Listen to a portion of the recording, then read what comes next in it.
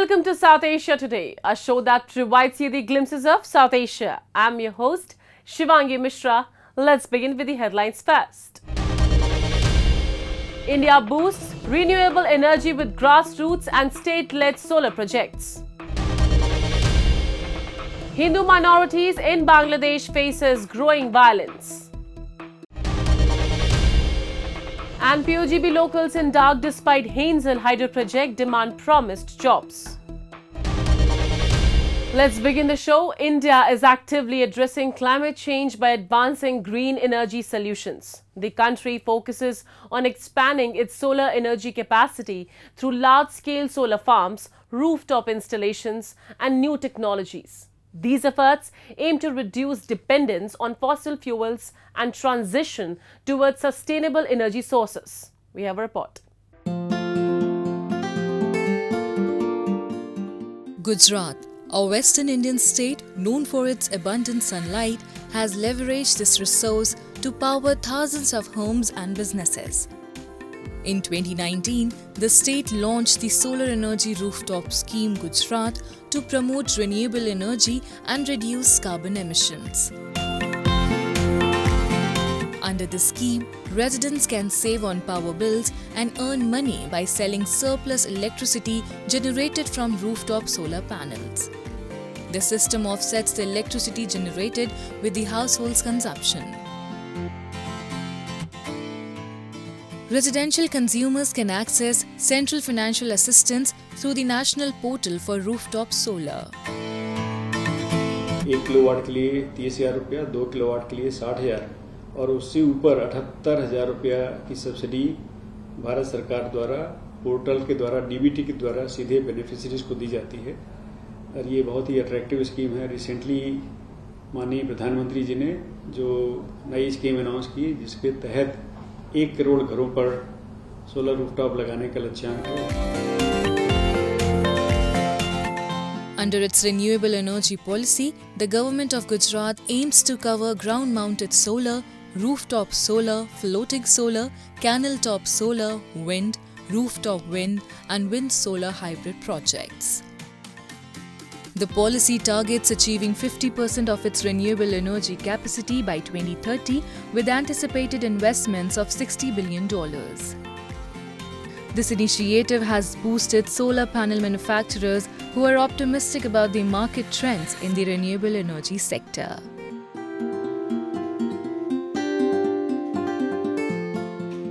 इसके लिए सबसे बड़ा श्रेय गवर्नमेंट को जाता है क्योंकि इनिशिएटिव गवर्नमेंट ने पहले लिया था। तो सब्सिडी का प्रमोशनल ऑफर करके गवर्नमेंट ने इंसेंटिव दिया तो लोगों में अवेयरनेस आई। गुजरात जो है ना वो एक व्यापारी स्टेट है, यहाँ पे सब लोगों के खून में व्यापार है। तो उस हिसाब से देखने जाए तो ये सोलर सिस्टम का लाइफ है 25 साल का। 25 साल में उसको अगर सिस्टम में अभी पैसे लगाने से 3 साल में उसको ROI मिल रहा है तो वो सबसे पहले सोचेगा।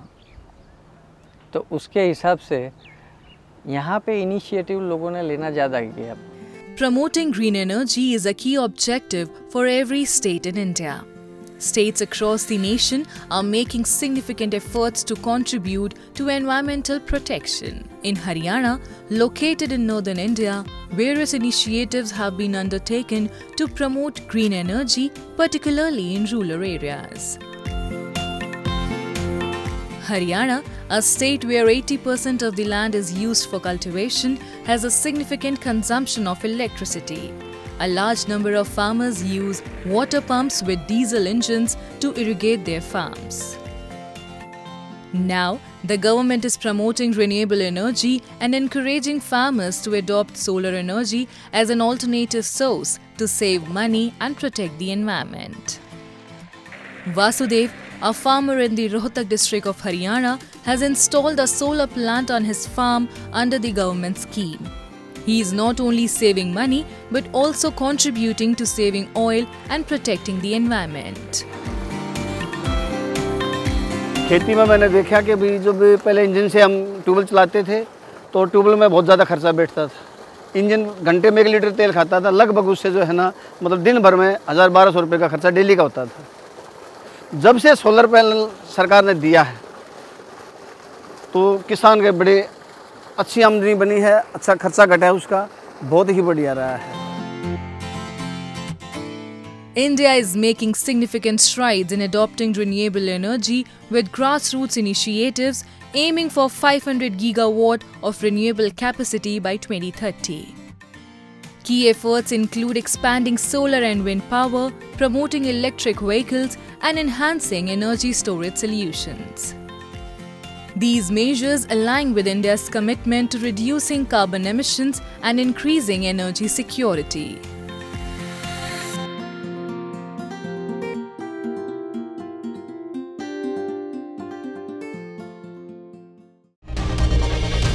In Bangladesh, a protest against the controversial government job quota system has spiraled into widespread violence, severely impacting the Hindu minority. Amid escalating chaos, Hindu community has faced brutal attacks, looting and destruction of property.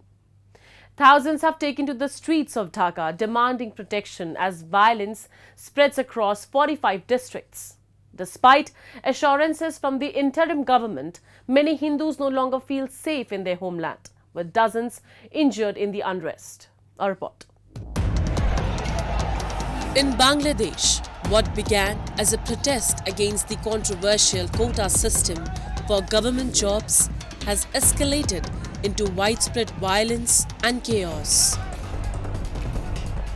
The minority Hindu community has found itself at the center of this unrest, facing severe attacks, looting and destruction of property. Recently, the streets of Dhaka were flooded with thousands of Hindu demonstrators voicing their anger and fear after a series of coordinated attacks on their community across Bangladesh.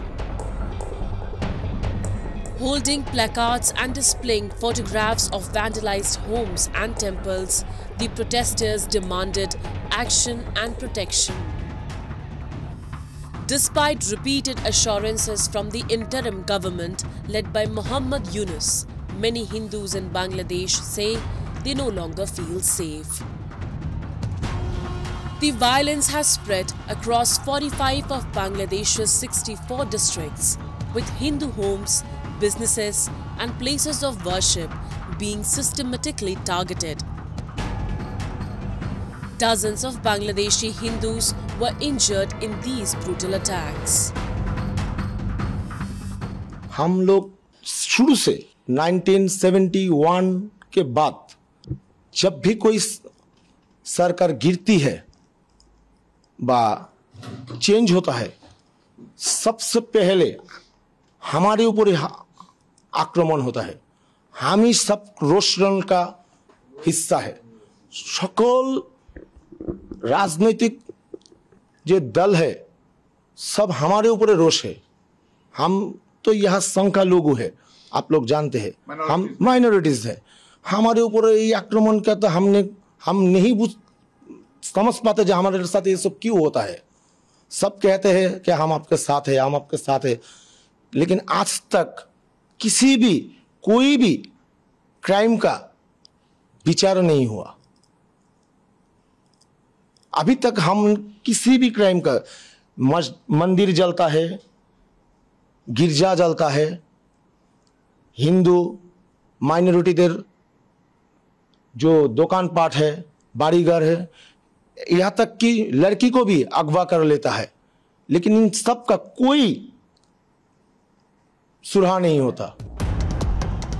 The situation has grown increasingly dire, with reports of Hindu temples being vandalized and at least 2 Hindu leaders from Sheikh Hasina's Awami League party being killed. In a desperate attempt to escape the violence, nearly 800 Bangladeshi Hindus tried to cross the border into India last week. However, India's border security force turned them back, closely monitoring the escalating situation.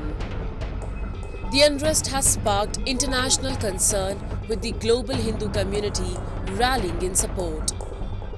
Demonstrations have been held across the United States, United Kingdom, Canada and India, demanding immediate intervention and an end to the persecution.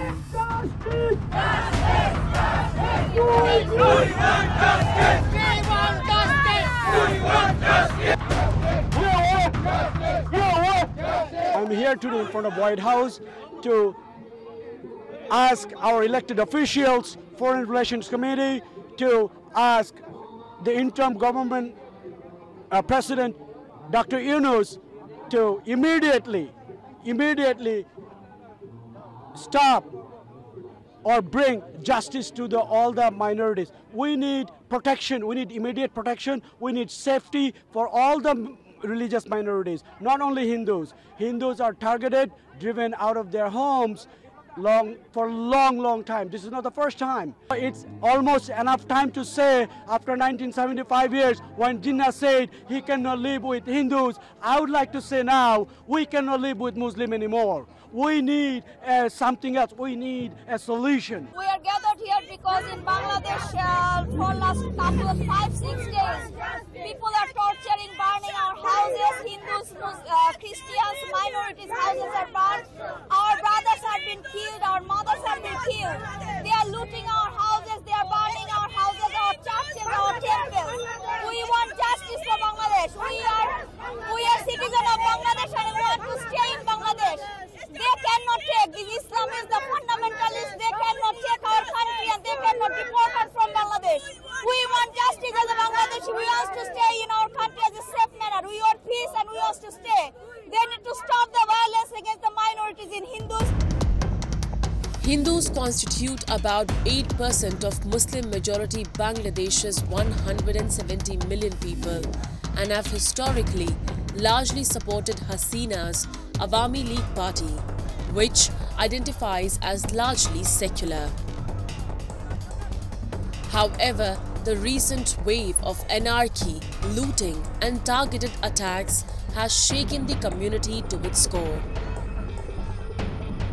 Recent reports from the Bangladesh Hindu Buddhist Christian Unity Council and Bangladesh Puja Ujjapan Parishad highlight a disturbing rise in violence against minorities, with over 205 incidents reported across 52 districts. The caretaker government led by Muhammad Yunus is under increasing pressure to recognize and address this crisis as a critical human rights issue. Failure to act decisively could result in the further marginalization of Bangladesh's Hindu population, threatening the nation's diversity and its identity as a secular state.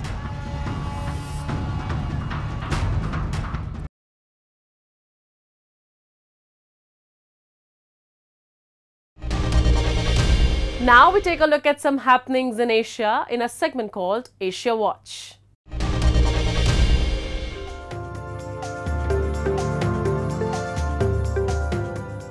As the day drives to its end in Najaf, newspaper seller Fadl Ali returns home disappointed.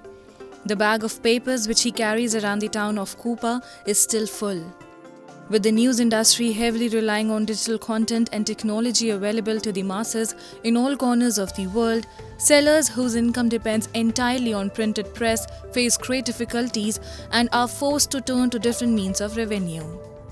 In the southern Iraqi province of Najaf, Ali explained just a few years ago some 250 people made a living selling newspapers in the streets. Today, he said, only 3 people, including him, still hold on to the profession but struggle to meet ends needs. The sharp decline of printed press is obvious to sellers, printing houses and consumers alike. Immediacy is the most desirable aspect of modern news, bookstore owner Nawar Mohi said, with the possibility of news being updated within minutes in all parts of the world, killing the need to wait until the publication of a paper the next morning. In a report titled Journalism, Media and Technology Trends and Predictions 2024, the Reuters Institute for the Study of Journalism prospects 2024 to be another difficult year for the news industry, seeing an even bigger shift towards digital production on one side and consumptions on the other. But as the digital age rushes into AI and fear for false information spread on social media, some people still look at printing press as a soul-nurturing tool.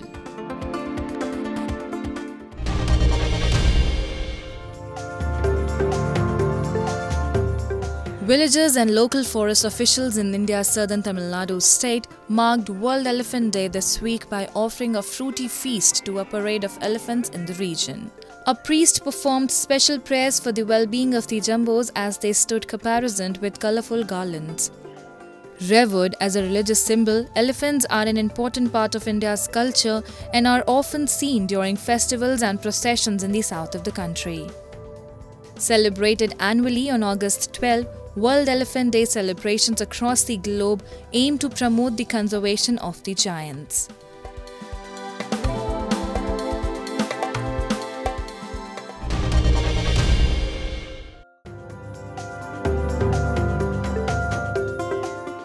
Typhoon Maria made landfall in Japan this week, prompting officials to issue the highest level 5 emergency warning to thousands in northeastern Japan. Trees were fallen on the roads of Ofunato in Iwate Prefecture as community centers in Kesenuma of the neighboring Miyagi Prefecture were set up as evacuation centers. Kuji City in Iwate Prefecture issued the highest warning to 8,300 residents after officials decided to have an emergency water release at the city's Stag Dam, according to public broadcasters NHK. The typhoon has brought a record 471 mm of rain in 48 hours up until the morning of August 12 in Kuji City, the most since record-keeping began by the Japan Meteorological Agency, according to NHK. Weather officials have called on locals to stay vigilant for mudslides, flooding, strong winds and high waves.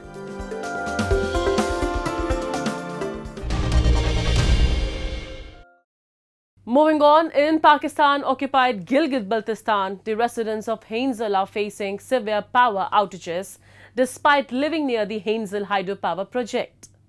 Though the project was approved and funded, work remains stalled and authorities are now focusing on a new 40-megawatt project, leaving the original 20-megawatt initiative incomplete.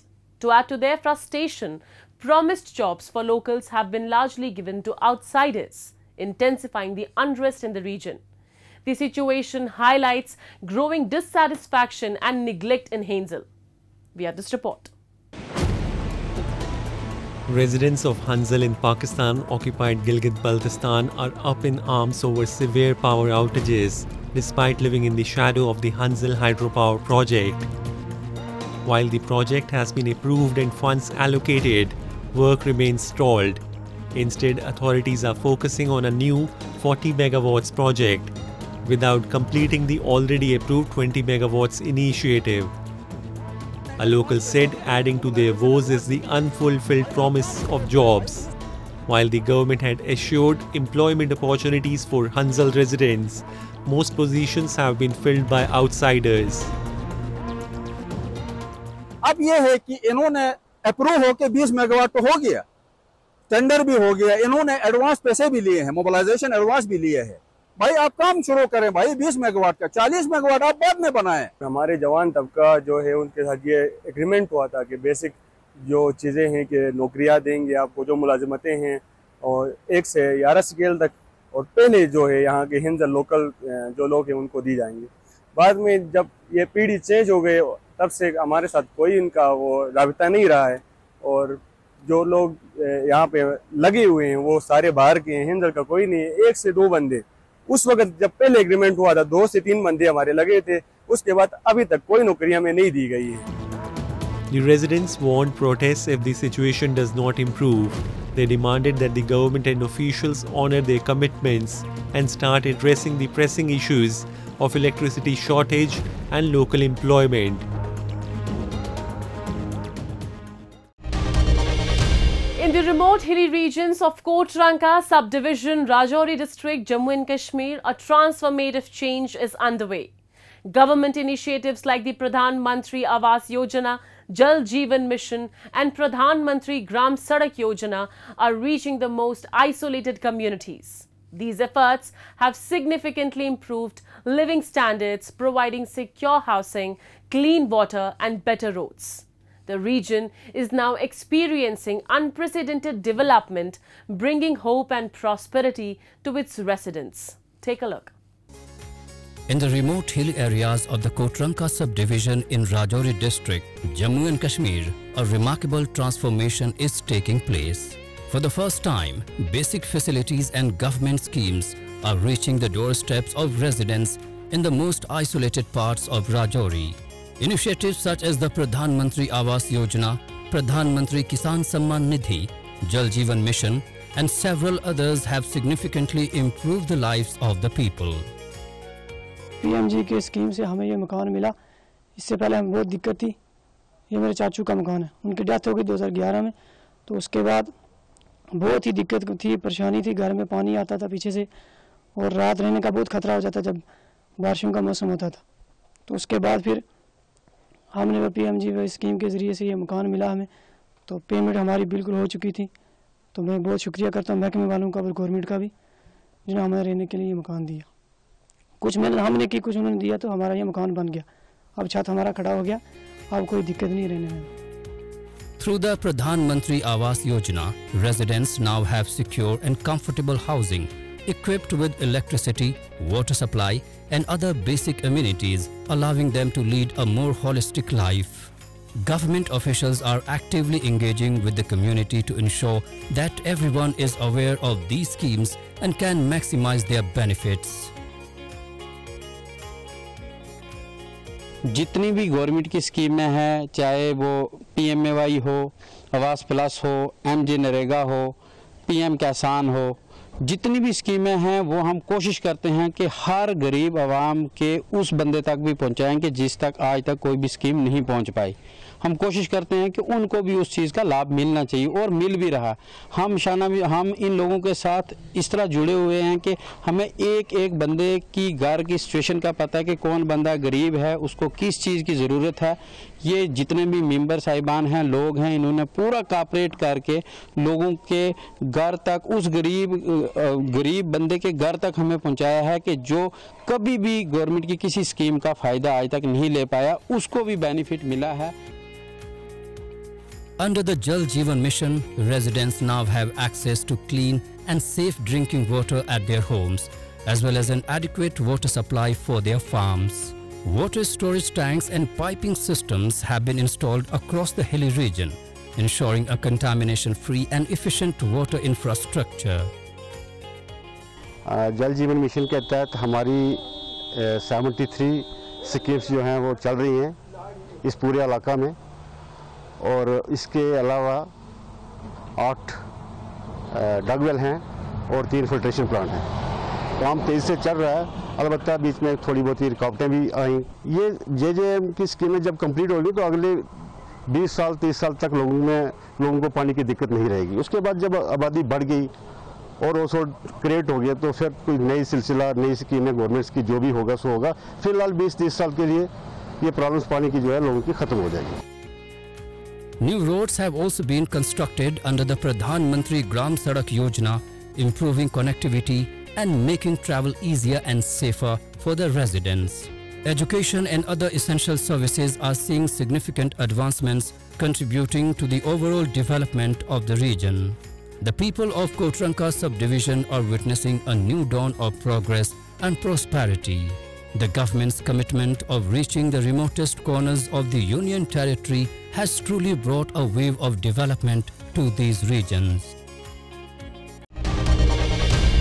Now it's time for me to wrap up today's episode. We'll be back next week at the same time. This is Shivangi Mishra signing off on behalf of the entire production team of South Asia Today. Goodbye and take care.